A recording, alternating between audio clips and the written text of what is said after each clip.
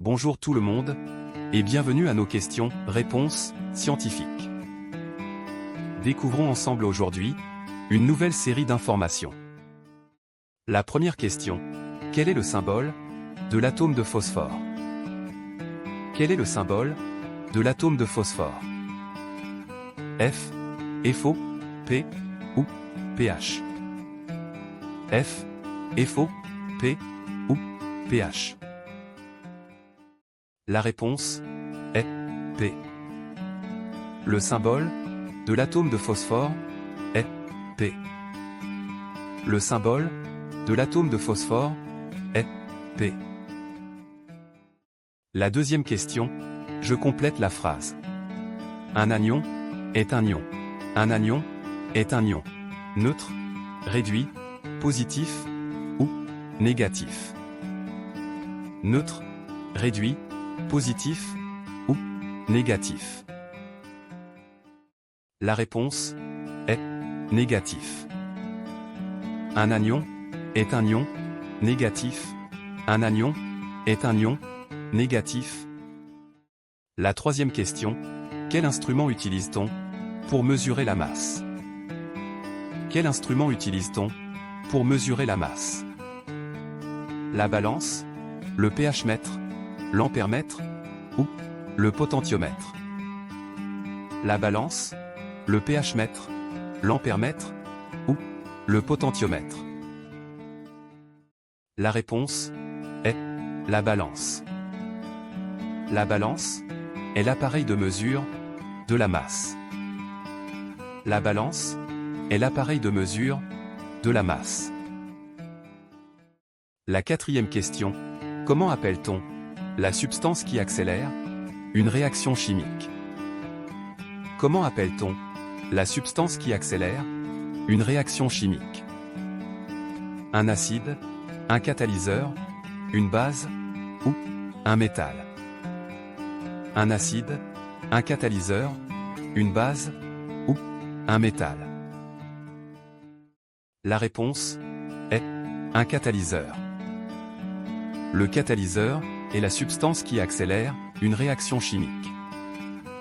Le catalyseur est la substance qui accélère une réaction chimique.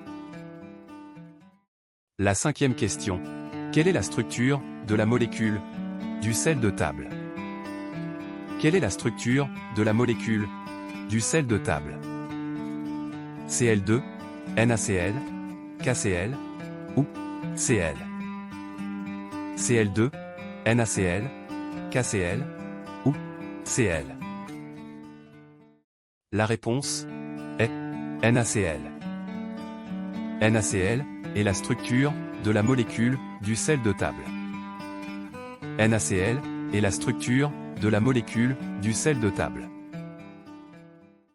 La sixième question. Qui a découvert la glycérine? Qui a découvert la glycérine? Carl Scheele, Lavoisier, Henry Cavendish ou William Gregor?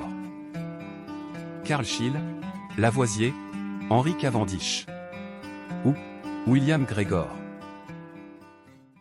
La réponse est Carl Scheele.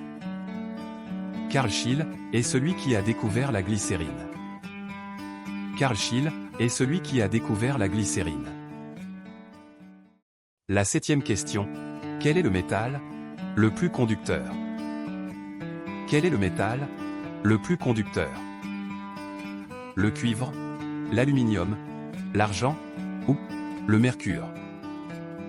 Le cuivre, l'aluminium, l'argent ou le mercure? La réponse est l'argent. L'argent est le métal le plus conducteur. L'argent est le métal le plus conducteur. La huitième question.